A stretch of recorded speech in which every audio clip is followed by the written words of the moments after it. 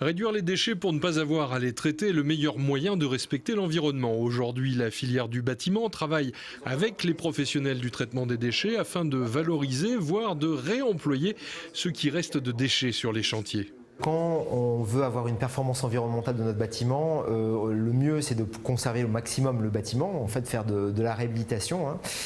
Et puis effectivement, réemployer, ça veut dire garder l'intégrité du matériau. Donc plus on garde l'intégrité du matériau, moins on intervient dessus et plus on est performant au niveau environnemental. On espère dans les prochains mois l'arrivée d'un plan régional sur la gestion des déchets global, dans lequel il y aura une dimension déchets du BTP. Et on espère que ça permettra de donner une dynamique à la fois aux collectivités, à la fois aux maîtres d'ouvrage publics et maîtres d'ouvrage privés, et à la fois aux entreprises, de manière à faire en sorte d'améliorer un petit peu les choses. Parce qu'il n'y a pas de raison qu'on reste dans une situation aussi complexe que maintenant. Parce que dès qu'on va dépasser 10 km, 10 km en zone urbaine, ça va très vite à la demi-heure. Et du coup, et je parle des zones urbaines parce qu'on produit du déchet là où il y a des gens. Dès que ça dépasse les 10-15 km, il y a un risque d'augmentation des dépôts sauvages. Voilà. Et du coup, le but du jeu, c'est d'éviter les dépôts sauvages, d'avoir suffisamment de centres d'accueil qui puissent, alors je ne parle pas des centres de traitement où on va pouvoir recycler, mais au moins des endroits où on peut déposer les déchets pour un regroupement, un tri et une valorisation derrière. La Haute-Vienne étant une zone assez rurale, la plupart des solutions, même la quasi-totalité des solutions professionnelles se trouve à Limoges.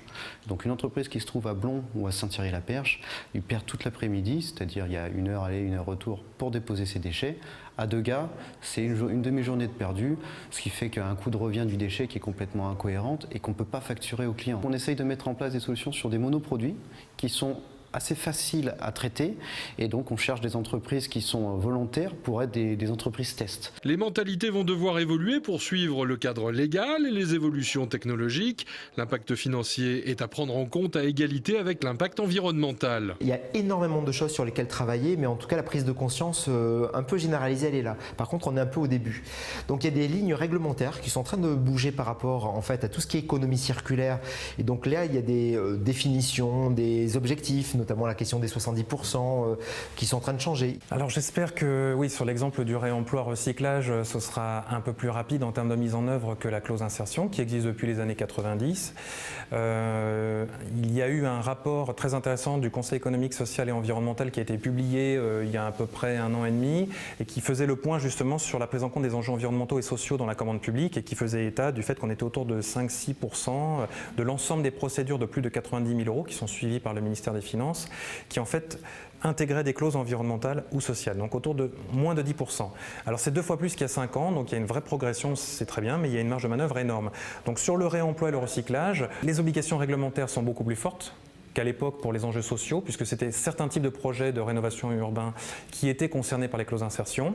Là, effectivement, vous l'avez rappelé, évolution réglementaire en matière d'obligation de revalorisation des déchets du bâtiment et des gros marchés de travaux publics devrait concourir à encourager le développement d'innovation du côté des entreprises et des autres opérateurs associatifs de l'économie sociale et solidaire en réponse à ces obligations réglementaires. Acousex, une entreprise est spécialisée dans le traitement des plastiques. Elle est une des rares à maîtriser le traitement des tuyaux PVC qui ont été enterrés. 80% des gisements de déchets de plastique du bâtiment sont recyclables.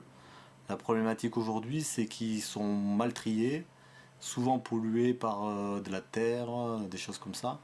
Et nous, on a besoin d'avoir de la qualité pour pouvoir ensuite retravailler ce produit-là. Là, par exemple, ça c'est de la poubelle. Alors, vous voyez, la poubelle, c'est la poubelle de la ville de Limoges, celle-là. Pour les convaincre de trier, ce qui va leur causer problème aujourd'hui, c'est surtout le coût de la mise en décharge s'ils ne trient pas, qui aujourd'hui est en train d'augmenter de façon exponentielle et qui va continuer à augmenter dans les années qui viennent. Donc au final, ça va leur coûter tellement cher de mettre en décharge des mélanges de déchets qu'ils vont se mettre à faire du tri, et donc forcément quand ils vont se mettre à faire du tri, ils vont vouloir le valoriser, donc ils vont aller voir les sites de valorisation, de recyclage comme les nôtres. Le pôle environnement et le cluster éco-habitat travaillent à la sensibilisation des collectivités et des entreprises de Nouvelle-Aquitaine en diffusant l'information et en dispensant quelques formations. Pour ces matières-là. Moi, l'intérêt, c'est de pouvoir donner un peu tout le panel de ce qui existe aujourd'hui et d'être à jour aussi pour proposer des formations un peu qui soient dans l'air du temps et voilà, avec les conditions techniques aujourd'hui. Et puis de pouvoir aussi avoir un réseau, de pouvoir aussi se créer des acteurs, de voir leurs besoins, d'adapter aussi les formations en fonction des difficultés qu'ils peuvent avoir au quotidien. Nous, en fait, on intervient donc en tant qu'assistant dans tous les projets de construction et de déconstruction, bâtiments publics, bureaux, etc. Et le but aujourd'hui, c'était de trouver des solutions, des services, des acteurs qui pourraient nous proposer des solutions pour remplacer le déchet par quelque chose d'utilisable. La déconstruction pour utiliser le plastique, le réutiliser dans une seconde vie. Voilà, trouver des solutions pour ne plus le voir comme un déchet mais comme une matière première. Les filières vont se structurer, les services vont s'augmenter. Donc oui, je pense que l'avenir est prometteur, mais c'est long.